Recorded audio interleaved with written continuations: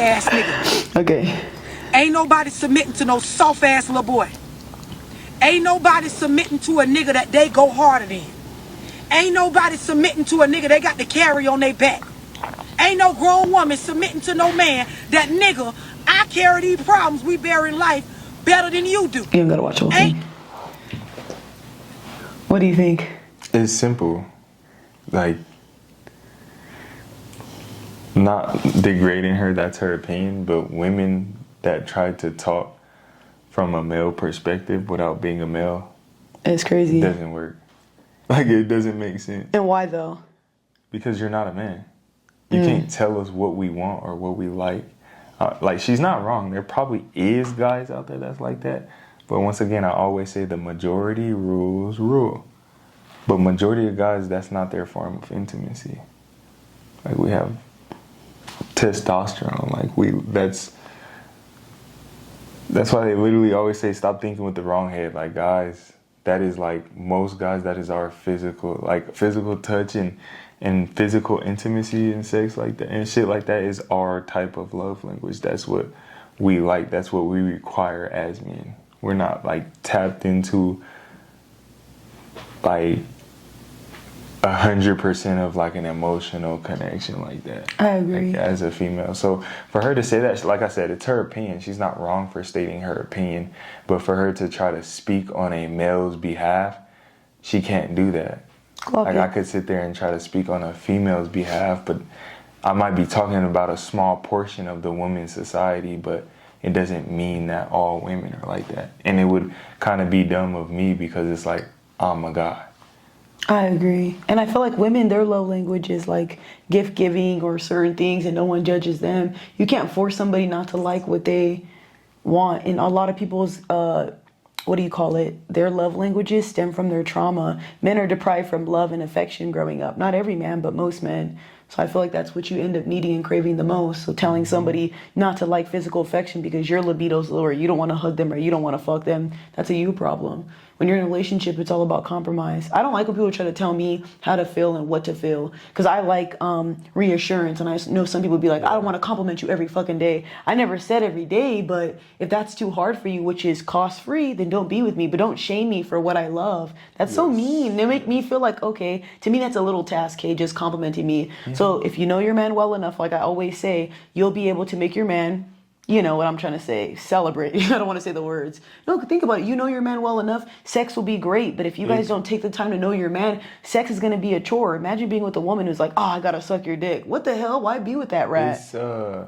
It just like, it kind of boils down to like what I've seen is like a lot of women just have it easier than guys. But what they fail to realize is when you get into a relationship, there is an invisible contract that both sides have to sign. True. When you both say like, oh, I do want to be your girlfriend, or oh, I do want to be your boyfriend, it's like those are things that need to be done even though you haven't talked about them. So for the guy's perspective, it's like now we have to step up. We have to be the provider. We have to be the protector. We have to, like, the hard things that a girl would normally do on her own, like taking out the trash or the heavy lifting or fixing up the cars or fixing like stuff around the house that's too hard, is now the man's job because he signed up to be the girlfriend.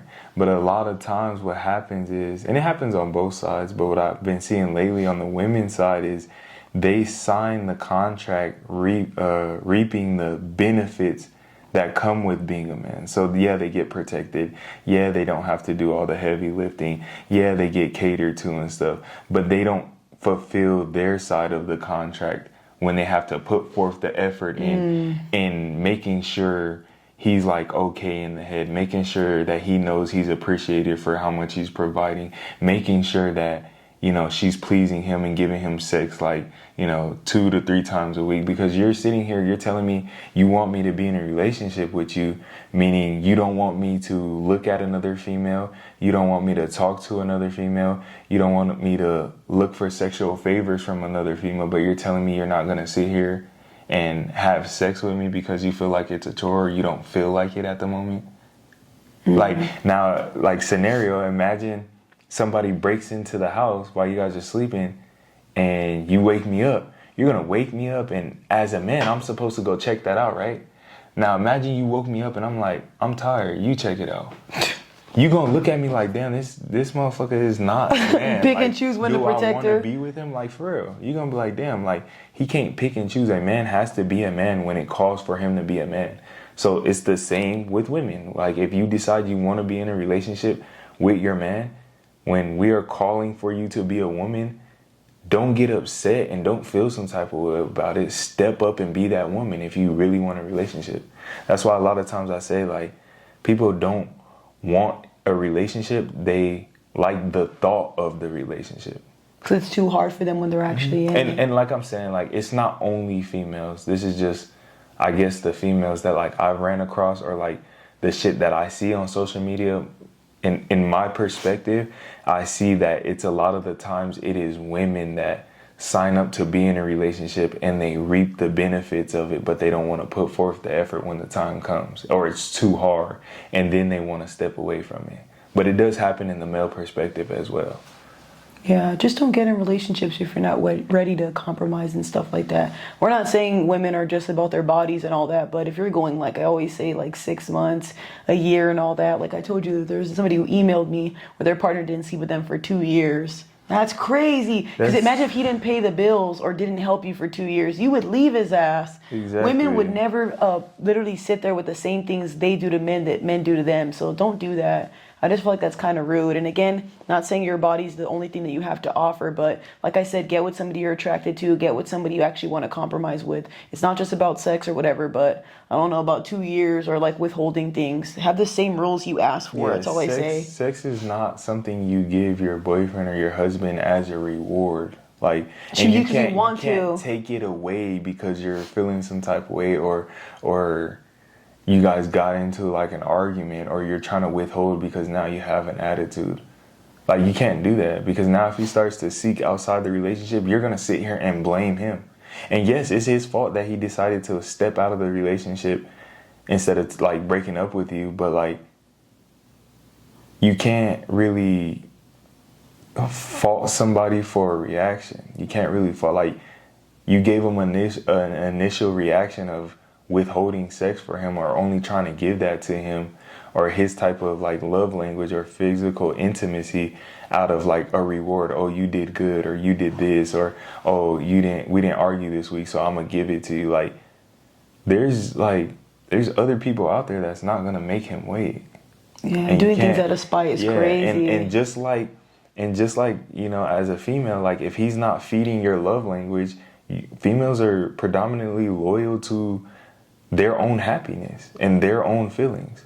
So if he's not feeding your love language, you're going to be quick to go and find somebody to talk to that feels good in the moment, and, you know, go with them and start to leave your significant other because they're not fulfilling your love language. So how can you get mad and sit there and blame the dude? Because if we ask you, like, well, why did you cheat on me? Oh, you weren't doing this for me, you weren't doing that. That's like what they like to say. But then the second, like, a guy cheats and he's like, well, you weren't doing this for me, like, oh, he's just the worst. Like, you can't do that. It goes both ways. Yeah, and women always justify that too. He wasn't loving me right. Yeah, he must have done something, sis. They'll defend that to the end of time. But if a man cheats, he's a dog. He's a dog. He's not shit. But it's like, how long were you having him in the house? How long were you withholding sex from him? How long were you making him not feel like, because a man is going to gravitate towards where he's respected at. Or like loved. my last relationship, I worked 12-hour shifts for, like, I'm a blue collar worker. I work for a concrete manufacturing company, and I would work 12-hour shifts a day from 6:30 in the morning to 7 at night. And there would be times where, like, the machinery at work would fuck up, and they would ask, like, can anybody stay for like an 18-hour shift or 16-hour shift? And towards the end of my relationship, I would do it because at my job, they respect me. They show me respect. They know I work hard. They know what I bring to the table. So it's like, since they giving me so much respect and shit, as a man, that's where we're going to gravitate to. So a lot of times I'll work OT or go in even on my off days and shit. And my girl started to ask me, like, you know, why you been picking up so much overtime, or like, why you been like just at work? And I kind of broke it to her, like, you demoralize me as a man, and sometimes you don't respect what I'm saying or what I'm bringing to the table. So it's like, my job does. They know what I bring to the table. They know how hard I work. They know to give me respect. So it's like, that's where I want to be, low key. Working 18 Yeah. hours and shit, like, that's just not easy. But it is when that's the only place you kind of get respect. Like, Yeah. you feel me? Like, my home was a peaceful home. She wasn't always nagging and brat, like, on me. But, like, it's other ways to demoralize and make your partner feel disrespected. And for men, Yeah. a big thing is, like, we're prideful animals. So it's like, we need respect. We need that shit, bro. So it's like, Yeah, be careful with how you do things as a partner. I feel like a lot of women don't understand that, and I watch women. Men will hang out with their homeboys a lot. Men will be at work a lot. Men will want to do things alone, but you're not even realizing the way you treat them, how you go about things, isn't always the best. Just because you're not nagging 24/7 doesn't mean you're a good partner. People think that all it takes is like loyalty and being there, but sometimes you being there is doing too much. And if your partner tells you over and over again, hey babe, you know what, I want to feel heard, maybe initiate things, and you heard that, but you're not, compromising, again, I don't think he's not going to compromise dates. I think that's sad though when you think about it. Like I said, I don't know, if you know your partner well enough, it shouldn't be pulling teeth. They should have a conversation with you. You're grown adults. Sit down, have that conversation and work through it. Why wait until it gets worse and lose your partner all over because you didn't want to do stuff with them? Because when you get into the next relationship, most men do like physical affection. I've never met a man that love languages isn't physical touch. So you're going to meet a man, I'm telling you right now, I've never met a man who's like, don't touch me, don't give me hugs, don't have sex. I've never met a man like that. It's never happened. To me, at least. So I feel like that with anybody. Like, you can leave that relationship because you feel like, oh man, sex is a chore and this and that or whatever the case may be. But it's like, you're gonna go into the next relationship and you're gonna do the same thing. You're gonna love bomb him.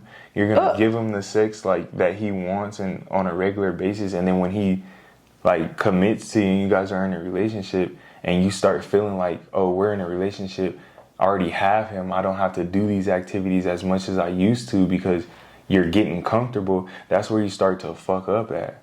Because that's not how it should, that's how not, like, it shouldn't be that way on either side.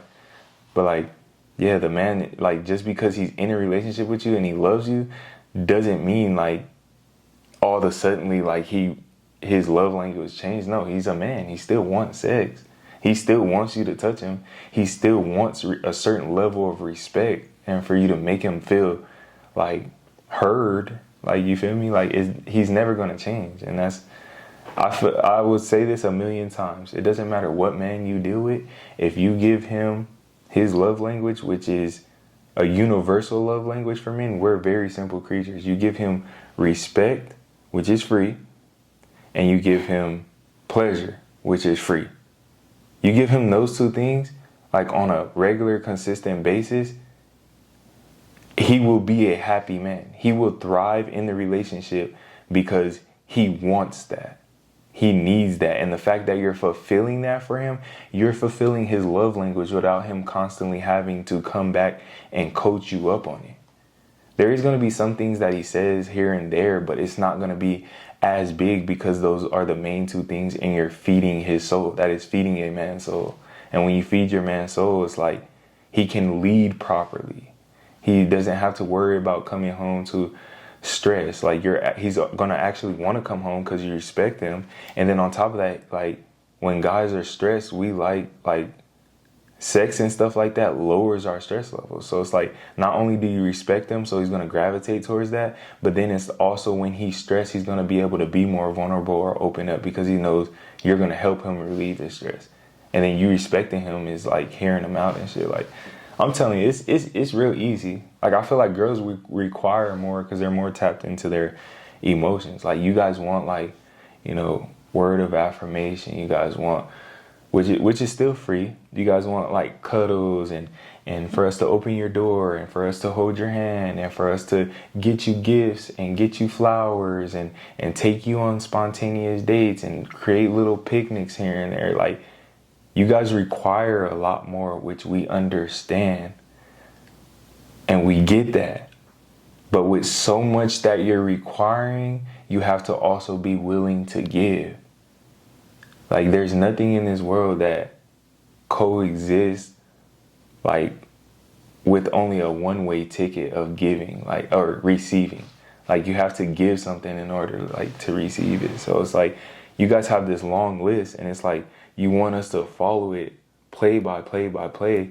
But in reality, it's like, we can do that, and we will try to do that, but we'll start to restrain ourselves, or like retract ourselves, once we see that you're not in this for us either. Like, you're not doing our 2 or 3 things. Because like I said, like, men don't need flowers. We don't need little fancy dates. We don't need you to open our car door.